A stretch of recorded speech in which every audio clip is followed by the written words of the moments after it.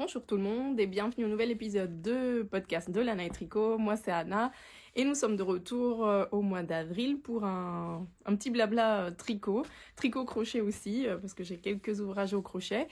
Et voilà, j'espère que vous avez passé un bon mois depuis la dernière fois qu'on s'est vu, même si j'ai eu une petite vidéo sur mes encours que j'ai posté qui n'était pas vraiment un podcast, mais un petit partage de mes encours et de mon changement d'encours et, et tout ça. Donc ça a l'air... enfin, j'ai l'impression que ça vous a plu, donc je ferai certainement ce genre de petites vidéos un peu plus souvent.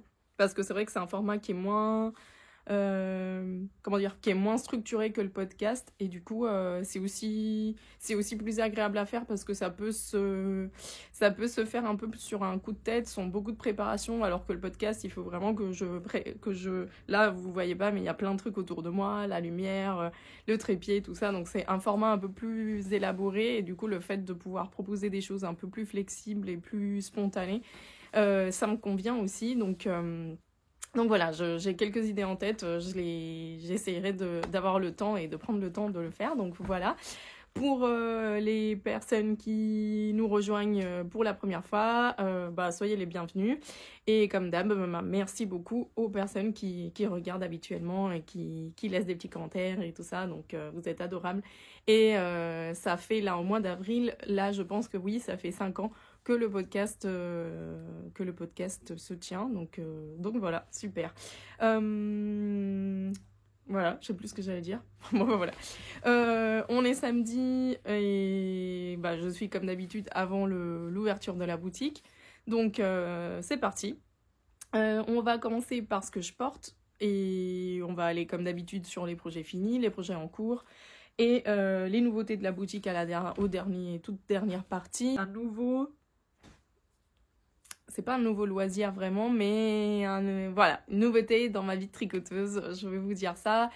Et voilà, donc c'est parti. Je porte ce très beau pull tricoté pendant le premier confinement. Je bug sur le nom, c'est un patron de Knit Love Wool qui s'appelle Jennifer Steingass. Je vous mets le nom ici sur l'écran ou sinon en barre de description. C'est un patron qui est tricoté en DK, laine superwash, donc parfait pour cette saison pour moi parce que en boutique le chauffage est éteint bien sûr depuis un moment, mais il fait toujours un peu frais. En plus il a plu pas mal dernièrement, donc un peu humide. Et du coup, je continue quand même à porter tous mes pulls d'hiver. Mais celui-là, j'aime bien le porter à cette saison-là parce que du coup, comme c'est de la superwash, ça tient pas super chaud. Mais comme c'est de la DK, ça compense. Donc du coup, c'est parfait. Je l'avais fait un peu cropped, donc je vais essayer de me lever. Un peu court, voilà, parce que c'est plutôt ce que j'aime porter. Et j'avais modifié le diagramme et les manches parce que j'avais pas exactement... Je crois que le diagramme était plus long sur les manches.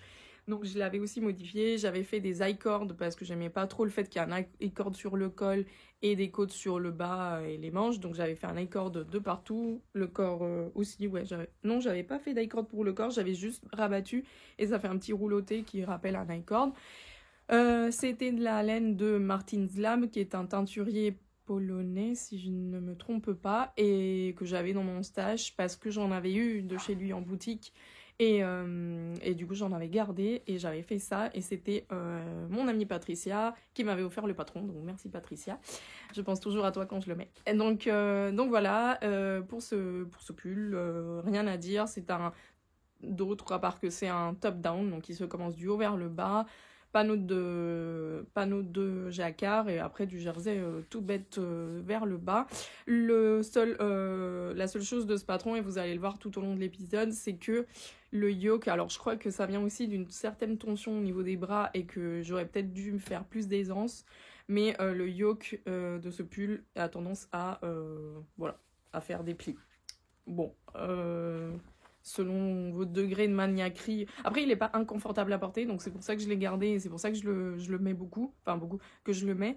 Mais c'est juste que esthétiquement parlant, c'est peut-être pas très joli. Mais en tout cas, il n'est pas inconfortable, les rangs raccourcis tombent bien, enfin, j'ai pas le col, j'ai pas le cou, vous voyez, il monte haut, donc j'ai pas le... Moi, ce que j'aime pas vraiment, c'est les pulls où où finalement tu as toute cette partie-là au découvert, ça, je ne supporte pas ça.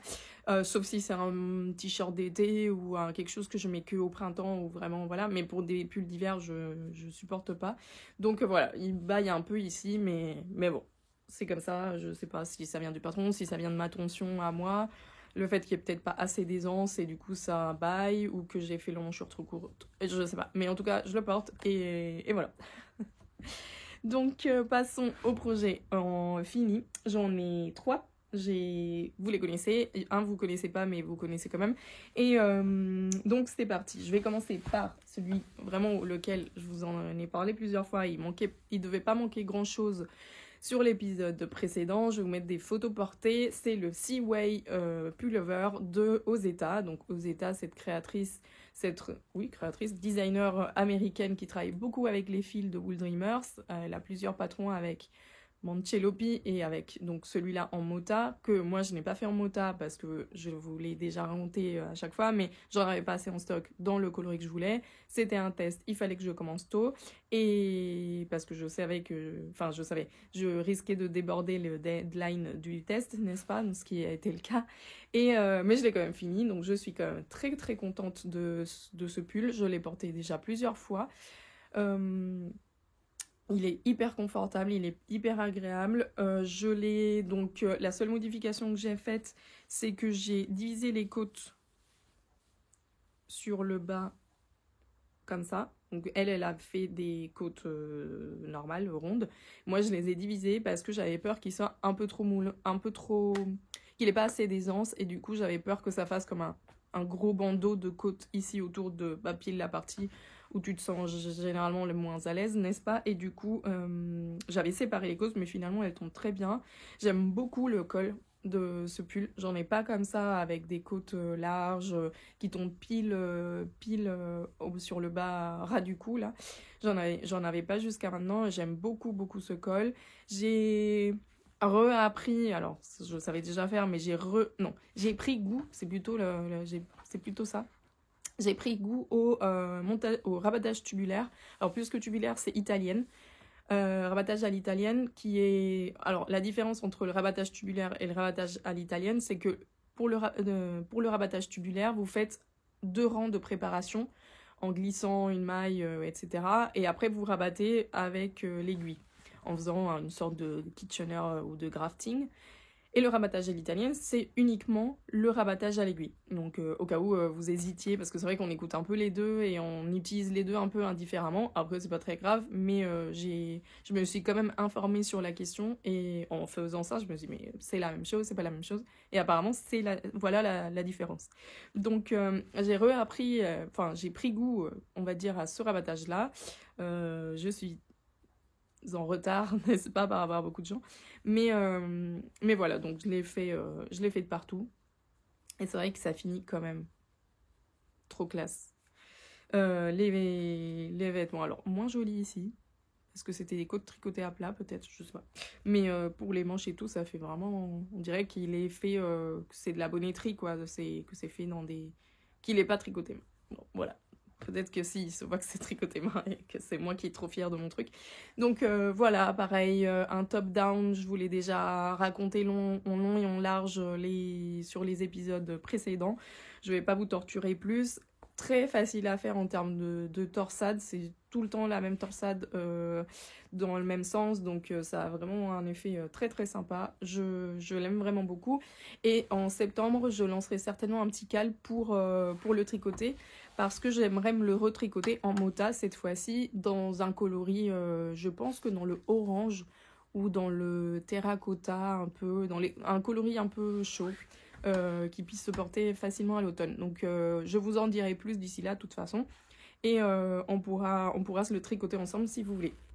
Donc très très contente de ceci. Ouais, vous savez qu'on l'a en kit en boutique, et d'ailleurs je profite pour vous dire que Manchelopi et Mota vont s'offrir une petite augmentation de prix à partir du 28 avril, donc la semaine prochaine, dans une semaine. Donc si vous voulez profiter encore des tarifs actuels, qui sont de toute façon, même avec l'augmentation, ça reste des choses très très raisonnables, parce que je pense qu'ils passent tous les deux à 8,50 €, alors que Manchelopi est à 7,70 et Mota à 7,90. Donc bon, c'est quand même une petite augmentation qui s'accumule si on a besoin de beaucoup de pelotes. Après, comme c'est des pelotes très généreuses pour tous les deux, ça va, ça reste quand même des ouvrages très très raisonnables. Mais sachez que si vous voulez en profiter avant de l'augmentation, ben il y a du stock, donc vous pouvez y aller. Donc voilà, ça c'est pour celui-là.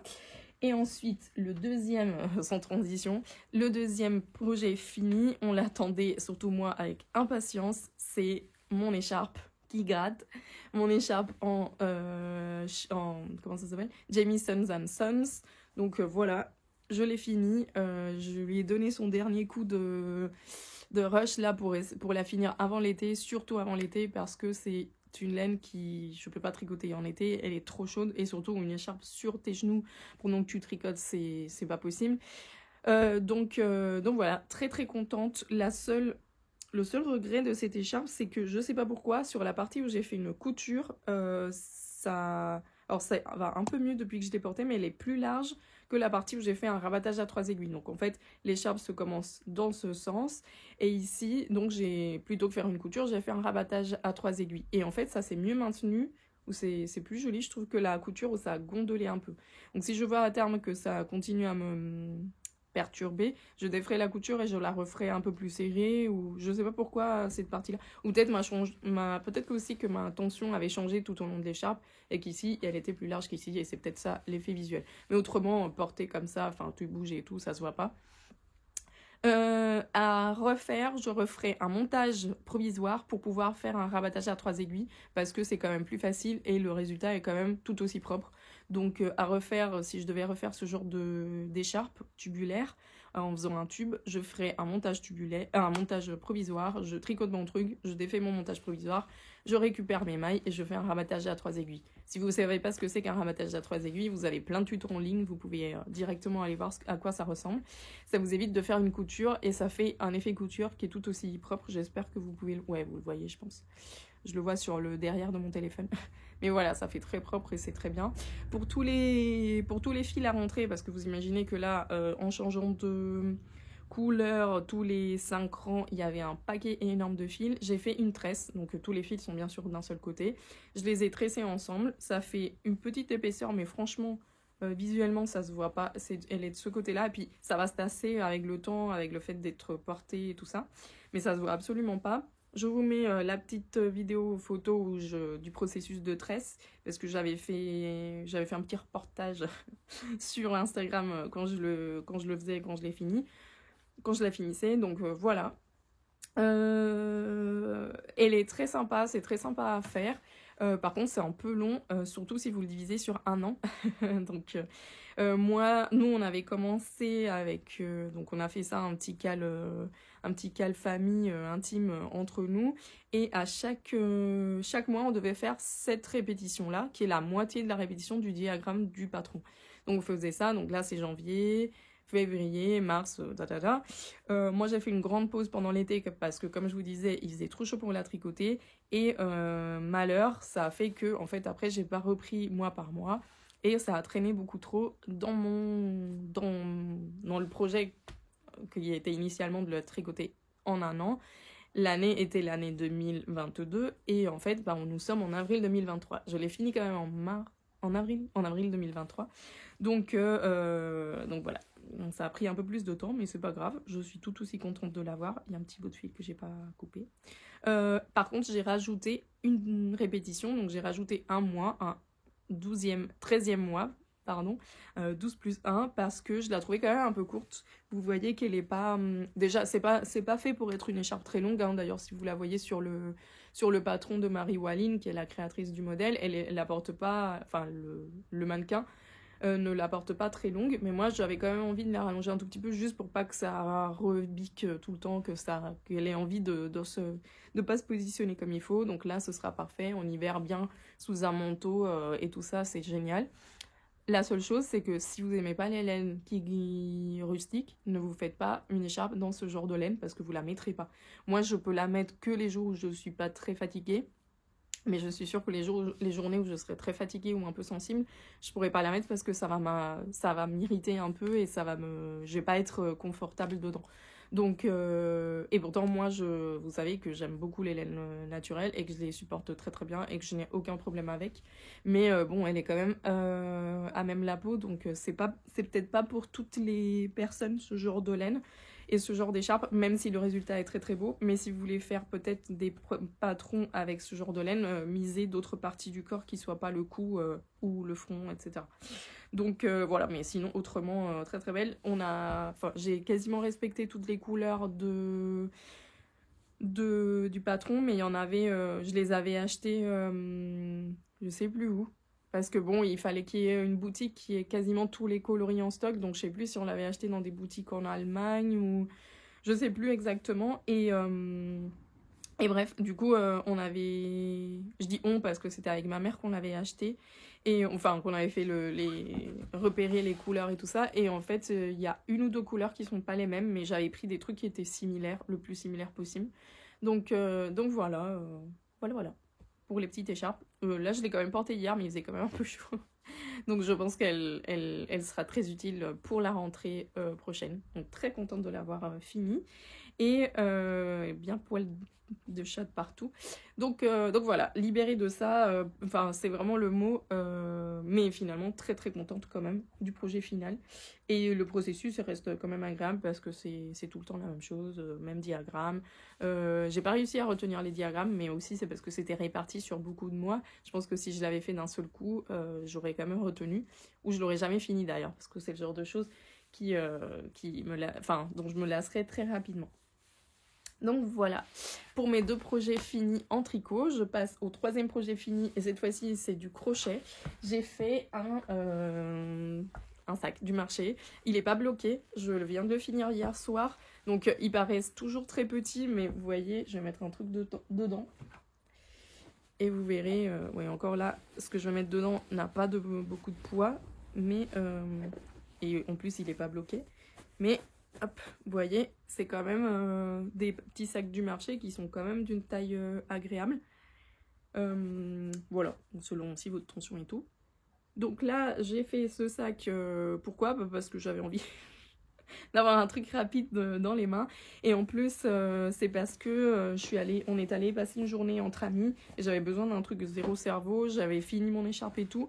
Et j'avais pas. Puis en plus, l'écharpe, c'était pas facile à transporter parce que c'est plein de pelotes à chaque fois. Il faut couper, nanana. Et en plus, il fallait que je regarde tout le temps mon patron. Bref, donc du coup, je me suis dit, tiens, je vais monter ça. Donc ce coton très terne que finalement ne m'a pas beaucoup plu à crocheter en termes de couleur. Je pensais que ça allait être plus joli.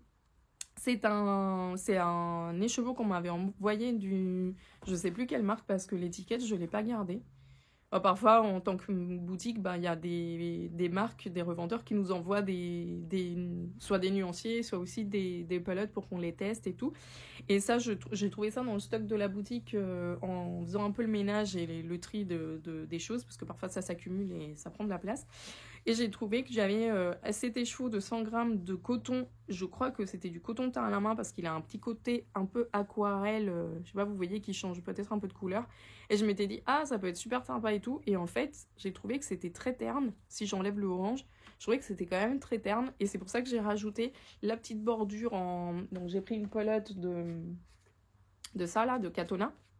Donc on a plein de couleurs et plein en boutique. Et j'ai pris une petite pelote pour faire un petit liseré un peu plus coloré et qui fasse un petit quelque chose un peu plus, voilà, parce que je trouvais ça hyper terne et hyper, voilà. Donc finalement, bon, ça se crochette hyper rapidement, je l'ai crocheté en un week-end, c'était fait. Il me fallait juste finir hier soir le petit liseré de couleur. Et voilà, donc j'ai suivi la petite recette là, et c'est le patron qu'on vous offre avec l'achat de la Quattro, la Linello et tout ça. Donc voilà, tout simplement j'ai suivi. J'ai juste fait plus large pour la lance parce que j'avais un peu plus de coton et du coup j'ai rajouté aussi le liseré, donc ça fait un peu plus large, donc c'est assez joli aussi.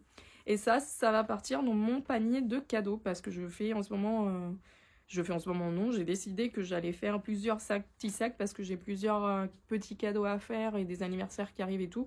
Donc je me suis dit, comme ça j'en ai un tout le temps. Et au moment de partage, ou au moment de fatigue, je prends mon petit sac au crochet, comme ça, je m'en fais un petit stock. Et dès que j'ai un petit cadeau à faire, j'en ai un de prêt et je peux les offrir. Donc ça va partir certainement pour ma cousine, à qui je dois faire un petit cadeau pour elle et pour son bébé. Donc ça va certainement partir pour elle. Et voilà. Et j'en ai, donc, passons au projet en cours. J'en ai commencé un deuxième. J'en ai commencé un deuxième dans cette qualité-là, dans la Sunshine de Wool Addicts, parce que j'étais très curieuse de voir ce que donnait. Ils ont fait deux coloris, donc ils ont appelé ça Sunshine Color. Ils ont fait deux coloris, enfin deux pelotes avec des coloris, des variations de coloris. Et celui-là, j'ai pas pris l'autre parce que j'aimais pas trop les couleurs qu'il y avait, mais celui-là, je le trouvais trop beau. Et les transitions sont super belles. En plus, c'est un 100% coton bio qui est mercerisé, donc il est un peu brillant. Et je trouvais que, enfin, j'avais très envie de le tester. Donc j'ai commencé hier soir, comme j'ai fini l'autre. J'ai commencé hier soir. Alors quand c'est à cette étape-là, ça ressemble pas à grand-chose. Mais je l'ai commencé hier soir et je trouve que c'est quand même très sympa. Voilà. Petit sac.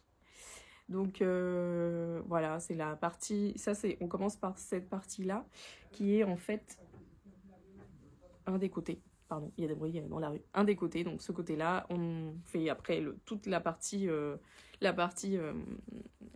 rési, enfin je sais pas comment on l'appelait, et après on fait les anses. Voilà. Donc j'ai... oh, je suis en train de le défaire. J'ai commencé celui-là, et pareil, ça va partir dans mes cadeaux.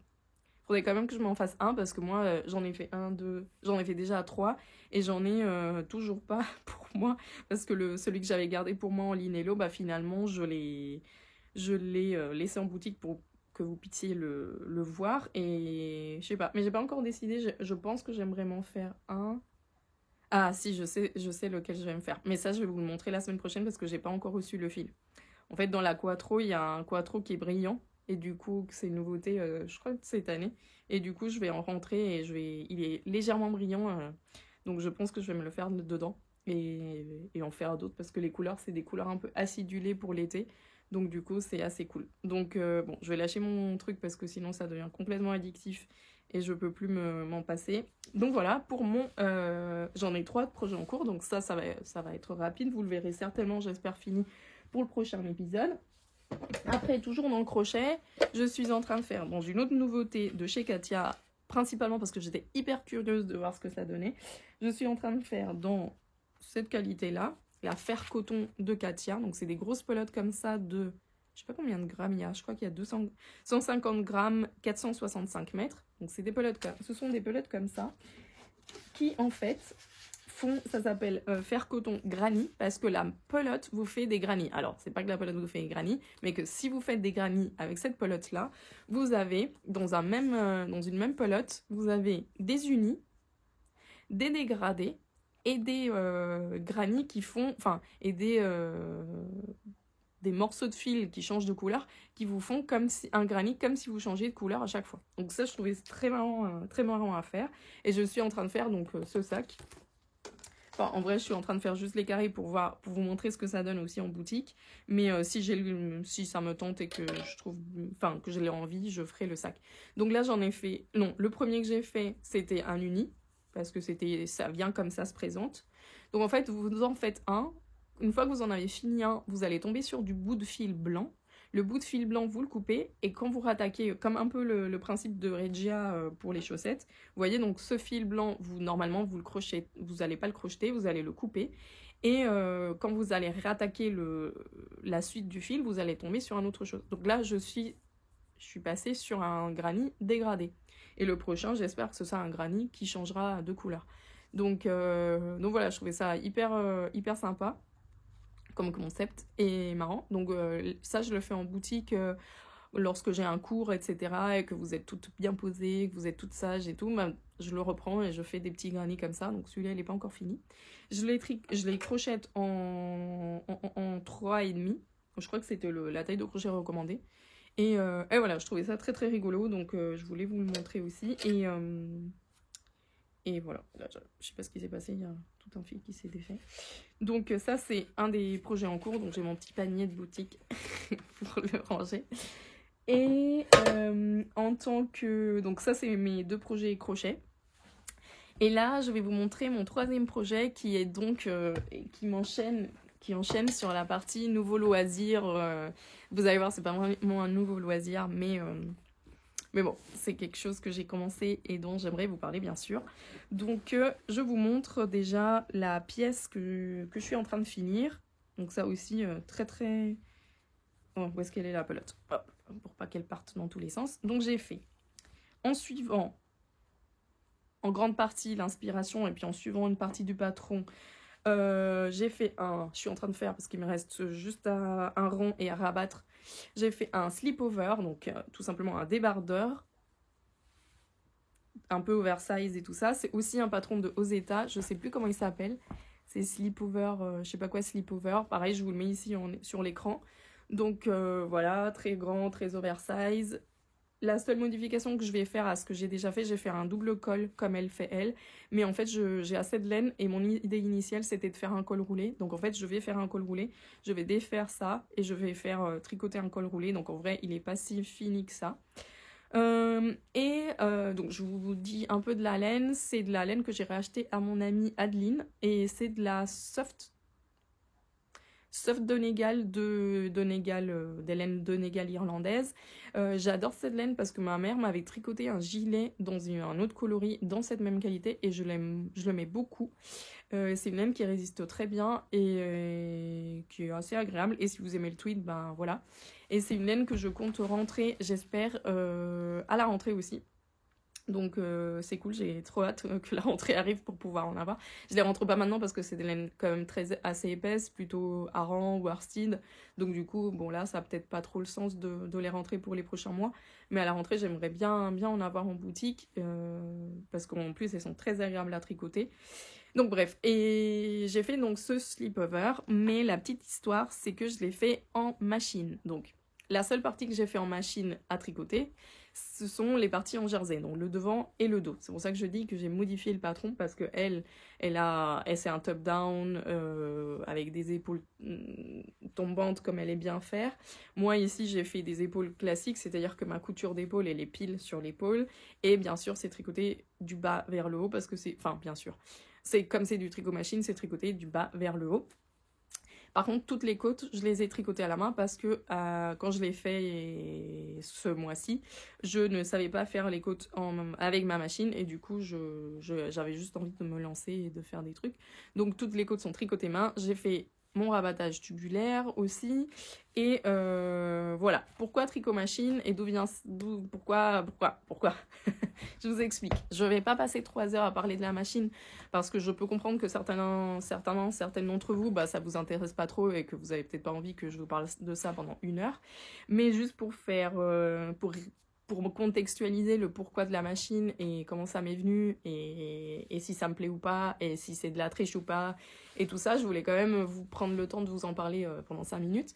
Donc le tricot machine, c'est quelque chose qui m'intéresse depuis quasiment... Alors toujours, je dirais pas toujours parce que déjà je tricote pas depuis toujours et puis avant je savais même pas qu'il y avait des machines, etc. Mais c'est quelque chose qui m'intéresse bien sûr depuis un moment. J'avais, pour les personnes qui suivent le podcast depuis très longtemps, j'avais il y a 4 ans acheté une machine vintage, oui, d'occasion, il y a 4 ans, et dont je comptais pouvoir m'en servir et apprendre, etc. Mais je me suis rapidement découragée parce que, en fait, les machines vintage et les machines tout court, c'est très complexe. C'est très obscur aussi parce que c'est... Quand vous récupérez quelque chose où il y a des parties qui manquent, mais que vous savez pas qu'il y a des parties qui manquent parce que forcément vous y connaissez pas, que vous devez les nettoyer, mais vous savez pas comment vous y prendre, que vous avez peur de démonter le truc et pas savoir le remonter. Bref, le monde de la machine, ça reste quand même une niche très concrète, très obscure. Alors obscure, pas parce que les gens veulent pas partager ou quoi, mais parce qu'il y a tellement peu de personnes en vrai qui tricotent en machine que si vous faites ça tout seul, que vous avez personne pour vous accompagner, etc., il faut vraiment avoir le temps devant vous, la motivation et la place mentale et physique pour le faire. Pourquoi place mentale ? Déjà parce que ça te prend de la place. Et physique parce que la machine prend de la place aussi. Et moi j'habite dans un appart, donc forcément on n'a pas une place illimitée pour avoir une pièce dédiée à ça, etc. Donc bref, il y a 4 ans j'ai acheté ma machine vintage, j'ai essayé de la faire marcher, je m'y connaissais vraiment pas, j'y connaissais rien. Et surtout j'avais à l'époque l'ANAE dans la tête à 1000%, c'est toujours le cas. Mais c'était un peu plus le début de l'année et en fait, je me suis rendu compte assez rapidement que j'allais pas pouvoir trouver le temps pour m'y mettre et je me suis découragée assez, je dirais même assez rapidement. Donc bref, la machine est partie, j'ai revendu la machine qui a fait un peu le tour des amis et le circuit grenoblois. Et voilà, et je me suis laissé ça dans la tête en me disant un jour, un jour, un jour. Et le jour est venu. Le jour est venu parce que j'ai eu la possibilité de participer à une formation de tricot machine dans la Creuse, qui est organisée par l'association l'ENAMAC. Donc si vous ne connaissez pas l'ENAMAC, c'est à Felletin. Enfin, ils sont basés dans la Creuse, je crois, et en tout cas les formations, ils les donnent à Felletin. Et c'est une association qui travaille pour la laine, mais principalement aussi pour les métiers de la laine, et qui donne des formations, qui organise plutôt des formations sur le tricot machine, le filage, le tissage, la teinture, le feutre, enfin toutes les choses qui... En plus, ils sont aussi une sorte de... où ils ont un volet aussi pépinière d'entreprise, ou développement... Enfin, je sais pas trop comment ça marche, parce que moi, j'y fais pas partie, mais en tout cas, c'est une association qui travaille beaucoup pour le développement de la filière laine en France. Et je vous mets leur site, leur lien pour que vous puissiez aller voir. Et en tout cas, c'est ma formation à moi, qui était donc la formation machine pour initiation à la machine. C'est super bien passé, c'est très très bien fait, c'est très intéressant. Donc au mois de mars, la fin mars, je suis allée quelques jours dans la Creuse pour me former. Et ben écoutez, c'est très chouette. Par contre, après, il faut avoir les capacités économiques de s'acheter une machine. D'autant pour si jamais vous n'avez pas les capacités économiques de vous acheter une machine neuve, de pouvoir avoir le temps, la motivation et l'investissement personnel de acheter une machine vintage, de la mettre en état, de la nettoyer et de vous former aussi dans l'aspect mécanique de la machine. Et après, prendre le temps aussi en parallèle du boulot et en parallèle de vos autres loisirs, d'avoir le temps pour tricoter à la machine, etc. Donc mine de rien, moi ça m'a beaucoup plu, mais mine de rien c'est quand même c'est pas on appuie sur un bouton et la machine fait tout et on est content. C'est pas du tout ça. Donc je vous rassure, quand on peut penser la machine c'est mieux le tricot main parce que c'est main, ou la machine c'est de la triche, je peux vous garantir que vous vous mettez devant une machine à tricoter, vous savez pas vous en servir, quoi. C'est pas parce que vous savez tricoter que... Alors, le fait de savoir tricoter aide quand même beaucoup à comprendre ce qui se passe dans la machine, mais il y a beaucoup de... En fait, il y a beaucoup de manipulations à faire soi-même pendant la machine. La machine, la partie la plus rapide, c'est le fait de passer le chariot et que ça tricote du jersey. Mais à part ça, le reste, c'est quand même beaucoup de manipulations, beaucoup d'étapes, et surtout beaucoup d'étapes avant. Parce que forcément, quand on commence un patron tricot à la main, à part le fait de faire l'échantillon, si on le fait, parce qu'on peut se passer de ce passage d'échantillon, je suis la première d'ailleurs à le faire, c'est-à-dire à m'en passer, je regarde juste là. En machine, vous pouvez pas vous en passer de l'étape échantillon. Le moindre fil que vous allez vouloir tricoter, pour le moindre projet que vous allez vouloir tricoter, il va falloir faire un échantillon, le laver, le laisser sécher déjà, et puis après faire tous vos calculs pour calculer votre patron. Donc avoir ces connaissances-là aussi, et après les mettre en place en machine, et que ça marche, parce que parfois ça marche pas. Par exemple ici, ça marche pas, ou ça marche à moitié, ou vous avez oublié une étape, etc. Donc par exemple ici, mon encolure, j'ai creusé l'encolure, donc là avec des diminutions, mais elle est pas assez basse. J'aurais voulu une encolure un peu plus ronde, un peu plus basse. Donc là, comme c'est un col roulé et tout ça, ça s'assoit bien et c'est pas gênant. Mais c'est vrai que j'aurais pu prévoir un tout petit peu plus bas. Après, bon, ça fait partie de l'apprentissage. Je suis une débutante totale à la machine. Et voilà, c'est comme ça que ça se passe. Mais et après aussi, il faut aimer les coutures. Parce que bon, si vous avez une machine double fonture, donc double fonture, c'est une machine où vous avez la machine principale et une deuxième partie où vous pouvez comme ça tricoter des côtes ou tricoter des choses en circulaire. Mais sauf si vous n'avez pas ça, et encore, c'est pas dit que vous pouvez tout faire en circulaire non plus, il va falloir savoir faire des coutures propres et penser qu'une fois que vous avez fini tous vos morceaux, vous allez devoir les assembler. Donc c'est le cas de ce slipover. J'ai une couture sur les côtés, bien sûr. J'ai un fil que j'ai pas coupé encore. Mais vous avez un fil, une couture de chaque côté. Et ici, c'est pas une couture, c'est encore à nouveau un rabattage à 3 aiguilles. Donc il faut quand même savoir aussi faire un rabattage à 3 aiguilles, ce qui est très simple. Mais voilà, donc forcément, si j'avais eu des manches, bah, la manche va être cousue et je vais faire une couture aussi, etc. Donc, si jamais vous pensez que la machine c'était de la triche ou si jamais vous pensez que la machine c'est très simple, c'est simple quand vous savez l'utiliser, hein, c'est comme pour tout, quand vous avez plusieurs années d'expérience et que vous voulez faire ce genre de truc, bah sans doute ça vous prend beaucoup moins de temps et beaucoup moins de difficultés que moi qui débute. Mais c'est pas forcément aussi simple que ça, c'est pas forcément aussi rapide que ça, parce qu'on a vite fait de faire une erreur, parce qu'il y a plein de petits boutons, en fait il y a plein de petits repères et plein de petits éléments à avoir en tête.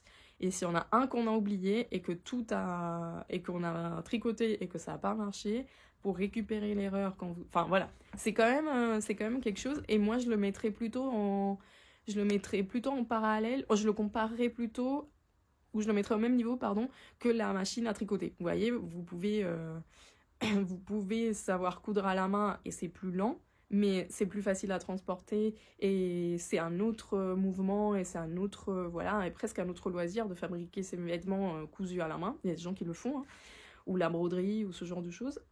Mais après, il y a la machine. L'objet, déjà, il faut l'investissement de l'objet, il faut savoir utiliser l'objet. Et puis il y a toute une préparation préalable avant de pouvoir le faire. Là, pour la machine à tricoter, c'est l'échantillon et c'est le calcul de votre patron. Parce qu'en plus, chaque machine ne va pas vous donner les mêmes échantillons et toutes les machines ne tricotent pas tous les fils. Et c'est comme pour la couture, il faut laver le tissu, découper votre taille dans le patron, découper le tissu et après pouvoir coudre. Et encore, la machine à coudre, je trouve que la machine, elle fait quand même beaucoup. Vous guidez la machine et c'est quand même la machine qui fait. Là, ouais, la machine à coudre, la machine à tricoter aussi, mais il y a quand même plus de manipulation. On a quand même une présence différente dans la machine à tricoter que dans la machine à coudre. Personnellement, la présence que la machine à tricoter me demande me paraît plus reposante que la présence de la machine à coudre. Aussi parce que je suis plus passionnée de la maille que de la couture. Et que la couture, parfois, il y a un côté stress où si t'as pas bien fait, du coup, t'es un peu en tension et tout ça. La machine à tricoter, comme c'est de la maille, et que je maîtrise bien la maille, du coup, pour moi, c'est un aspect un peu plus reposant, peut-être plus... J'ai une présence lorsque je tricote en machine qui est différente que quand je couds mes vêtements. D'autant plus que la couture pour moi c'est vraiment du processus, c'est pas du tout pas du processus, c'est vraiment le projet fini. Moi quand je couds c'est parce que j'ai un projet fini qui me plaît et que je veux avoir le projet fini, mais le processus m'intéresse moins et moins plaisant pour moi, surtout toute la partie découper, décalquer, tout ça c'est vraiment pour moi presque, c'est pas de la torture parce que sinon je le ferais pas, mais vraiment c'est pas très amusant quoi. Alors que la partie tricot machine m'apporte le processus, tout comme le processus de tricot, le processus de la machine m'apporte du bien-être et me plaît beaucoup. Et du coup, toute la partie est plaisante. La partie que j'aime peut-être un peu moins, c'est devoir assembler, rentrer tous les fils, tout ça, parce que tu te dis, ah, c'est presque fini. En fait, non. Alors qu'en tricot main, quand tu as tricoté un truc en circulaire, tu rentres tes fils, tu fais les 2 rafistolages à faire sur les manches, et ton projet est fini. Donc, quelque part, je me suis tellement habituée à ça, à avoir un truc fini assez rapidement en tricot main quand c'est fini, que finalement, comme j'ai plus trop l'habitude de devoir dire « Ah j'ai tricoté toutes mes parties, il faut maintenant les assembler », il y a comme un petit bug dans ma tête de « Ah en fait, c'est pas encore fini, j'ai fini ma partie machine, mais il faut que je couse ». Donc bon, après... c'est vraiment du détail, mais pour vous dire voilà que je suis en train je me suis formée et puis maintenant je suis en train de mettre en place toutes ces connaissances et de me former quand même. et que je compte vous faire des vidéos un peu plus approfondies sur ça, comme ça si pour les personnes à qui ça intéresse vraiment, bah vous pourrez regarder, et pour les personnes à qui ça intéresse moins, bah vous pouvez passer. Je voulais vous dire quoi d'autre là-dessus? Si, je voulais vous dire que si vous avez justement des questions à poser sur le tricot machine et tout ça, n'hésitez pas à les poser en commentaire, comme ça, lorsque je ferai les vidéos, je les tiendrai en compte, parce qu'il y a forcément des choses que je vais dire, qui vont répondre à des questions, mais il y aura pas... Parfois, il y a des trucs évidents auxquels je pense peut-être pas, ou qui pour moi maintenant sont pas des questions et que j'aborderai pas. Donc n'hésitez pas, si vous avez des questions, vous me les posez, et comme ça je les tiendrai en compte sur les prochaines vidéos de tricot machine. Et il y avait un autre truc que j'avais envie de vous dire. Donc oui, juste pour les machines, bah, finalement j'en ai deux. J'ai récupéré la première machine que je m'étais achetée parce qu'elle était chez Mathieu. D'ailleurs, merci Mathieu. Et du coup, lui, il s'en servait pas. Et je l'ai récupérée. Donc, je l'ai nettoyée. Je vais vous mettre un petit clip de moi en train de la nettoyer en pyjama chez moi un dimanche. J'ai passé 6 heures à la nettoyer, à la démonter, la nettoyer et la remonter. Donc depuis que je suis rentrée de la formation, je l'ai récupérée la semaine d'après. Donc ça fait 1 mois que je travaille sur ma machine vintage pour essayer de la mettre en état. La fonture simple marche, la double fonture ne marche pas parce qu'avec l'usage, bah, y a des pièces qui se sont tordues, qui se sont abîmées. Donc là, ce week-end, j'espère, croiser les doigts pour moi, que ça va être bon, que je vais pouvoir, je crois avoir trouvé le truc qui ne va pas, et il faut un marteau et du temps pour remettre les pièces dans leur position initiale. Donc ça, je vais m'y atteler ce week-end avec l'aide de mon compagnon. Donc c'est pour ça que j'attends à ce qu'il soit dispo, parce que sinon tous les autres trucs, c'est moi qui ai fait. Donc c'est cool, ça prend du temps, ça prend de l'énergie, mais c'est cool parce que du coup la machine maintenant je la connais très bien, puisque je l'ai démontée entière, je l'ai remontée entière et tout ça. Donc j'ai racheté tous les bits and pieces, tous les petits morceaux qui manquaient, les aiguilles rouillées, les barres mousses, les ceci, les cela, enfin c'est tout un univers, je vous assure, c'est quand même pas rien. Donc ça, ma machine vintage, qui est donc la double fonture sur laquelle je vais pouvoir tricoter les côtes et compagnie, j'espère, va être prête bientôt. Mais à chaque fois, il y a un truc qui va pas, quoi. Donc du coup, j'espère que je vais pas perdre patience à nouveau avec cette machine. Et pour l'info, c'est une Knitmaster MPSAL, ou une MPSAL Knitmaster 321. Donc ça, c'est la référence de la marque. C'est des machines qui ne se font plus. Et entre-temps, ben bien sûr, je me suis dit, il faut quand même que j'ai une machine, parce que si ça prend du temps et je fais ça que dans mon temps libre, etc., il faut quand même que je puisse mettre en place assez rapidement ce que j'ai appris en cours, sinon je vais oublier. Donc je me suis acheté la machine qui peut encore s'acheter neuve, qui est la plus basique, qui est la LK, donc c'est une Silver Reed LK 150, je vous mets tout dans les liens de description, qui est, disons, la machine un peu la plus basique qui existe, mais qui est intéressante parce qu'elle elle nous permet de tricoter des fils plus épais. Donc ça, par exemple, c'est de la worsted. Ça, je pourrais pas tricoter avec ma vintage, on appelle ça d'échantillon standard, parce que du coup, les aiguilles et l'écartement entre les aiguilles n'est pas assez grand pour pouvoir tricoter des fils épais. Donc je me suis quand même acheté la LK, malgré le fait qu'elle n'ait pas de double fonture, donc pas de côte, pas de circulaire avec. Déjà pour progresser, enfin pour pouvoir mettre en place des choses que j'ai apprises, et aussi parce que moi j'ai beaucoup de fils épais, et que comme ça je peux aussi tricoter mes fils épais avec cette machine là. Donc voilà, voilà pour mon petit parcours de ce dernier mois. Très intéressant mais très prenant, et voilà, si jamais ça vous tente, moi ma recommandation première c'est soit vous avez beaucoup de temps devant vous et c'est cool, soit sinon faites-vous accompagner, ou prenez le temps de vous faire accompagner, ou en tout cas de regarder avant d'acheter une machine toutes les ressources qu'il pourrait y avoir sur les machines, même si au début ça vous paraît du chinois, mais c'est comme les langues étrangères, je le dis souvent en cours à mes élèves, c'est de la langue étrangère qu'il faut écouter pour vous familiariser à cette langue, et après toutes les pièces du puzzle se mettent en place. Bah là, c'est pareil, je dirais, n'achetez pas une machine sans savoir, parce que vous allez forcément manquer de pièces importantes, vous allez perdre patience parce que vous savez pas la nettoyer ou la démonter et tout ça. Donc commencez déjà à vous informer avant, et après prenez une décision sage. Parce que la seule marque qui fabrique des nouvelles machines, des machines neuves, c'est Silver Reed, et ils fabriquent 3 modèles ou 4. L'un, c'est celui que j'ai, donc la basique, qui coûte quand même 400 et quelques euros, donc c'est quand même un budget. Mais les autres, elles sont plutôt dans les 2000, 3000, 5000 euros. Donc c'est pas... N'achetez pas une machine à 2000 euros si vous savez pas vous en servir, parce que franchement, sauf si vous avez beaucoup de temps et énormément de motivation, vous allez... En fait, on perd rapidement la motivation parce que comme on ne tient pas compte de tous les éléments qu'il faut tenir en compte, et ben du coup, on fait tout le temps des erreurs et c'est très démotivant de faire des erreurs tout le temps.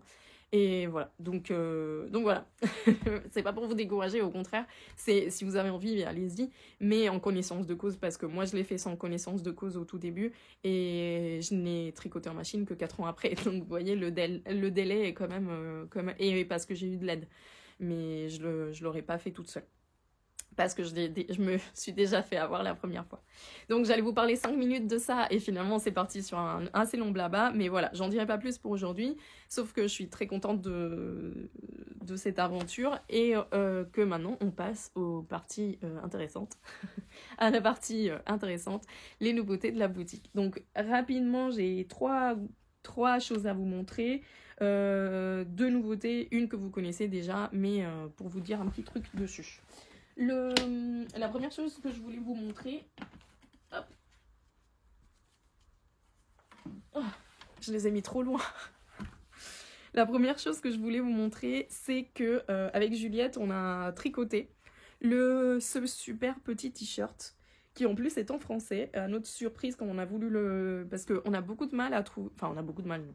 On a du mal à trouver. C'est pas du mal parce qu'il y a beaucoup de patrons en français de débardeurs et de t-shirts et tout ça, mais parfois on cherche précisément un patron à faire avec un fil en concret pour le mettre en avant, et parfois on a du mal à en trouver qui nous plaisent en français et dans le bon échantillon, tout ça. Puis celui-là, on pensait pas qu'il serait en français parce que c'est une créatrice américaine, et si je me trompe pas, il est bien en français. C'est le Outline Tee de Jessie Maid. Le voici, donc derrière. Donc c'est des mailles qui sont tirées, enfin détricotées en fait, pour cet effet de maille écartée ou maille tirée, je sais pas trop comment ça s'appelle. Il y en a sous les bras, il y en a sur le devant, c'est un joli col V. Et c'est un patron qui est un peu cropped, mais qu'on a rallongé ici, par exemple, pour faire un t-shirt un peu moins cropped, qui se porte avec beaucoup d'aisance. Et on l'a fait dans ce super fil que vous voyez, le tombé, j'aime trop beau qu'il a, qui est donc le fil Pride de Wooladix. Je vous en ai déjà parlé de ce fil. C'est un mélange de coton, lin et viscose, et il y a des super couleurs. Donc ça, je vous montre les couleurs. Ça, c'est la nouvelle gamme de couleurs de cette année. Donc, il y a des bleus, des verts, des oranges et des jaunes. C'est les nouveaux coloris.